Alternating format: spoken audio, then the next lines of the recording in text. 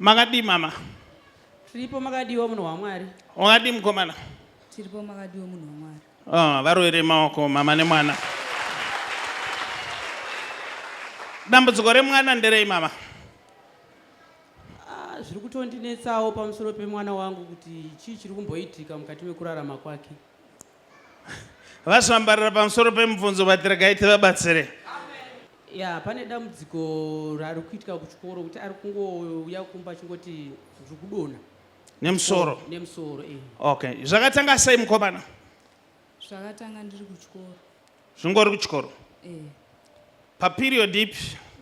After tachangobva pabreak. Muchangobva pabreak. Muroere maoko. Ipapa paukanzwa ndabvunza izvi. Ndenge ndatondonga tsono ipapa. Mama, pamunoendesa mwana wenyu chikoro munomutakuriro munomuisirawo here lunchbox?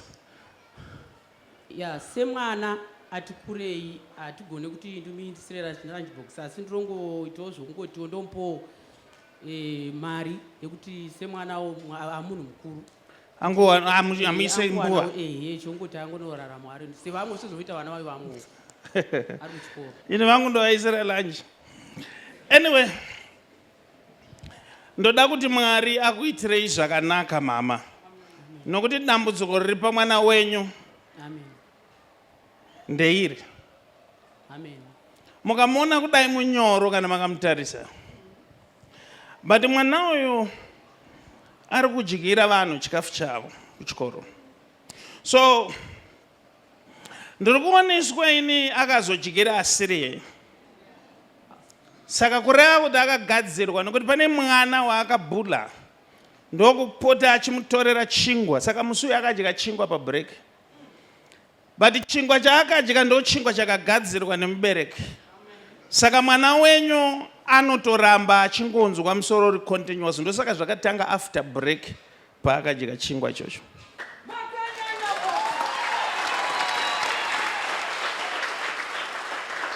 Saka kana mamusingamuisire lunch totanga kumuisira henyu lunch box. Achiri mudiku. Anodya hake asatorere vamwe. Nokuti ndiri kuoneswa pane tuvana tunotomuzeza nokuti kana akuda chikafu chevamwe anotochitora by fire by force. Saka izvozvo ndo zvakatsamwisa mumwe mubereki. Nokuti mubereki uing'anga pache zvake. Ndokubva angogara ati ndoda kuzvipedza. Ndo zviri kungorwarisa mwana wenyu. Ndichipedza nemi nokuti ndazvitaura. Paari kuenda kuchikoro ndatonza atopora nezita raJesu.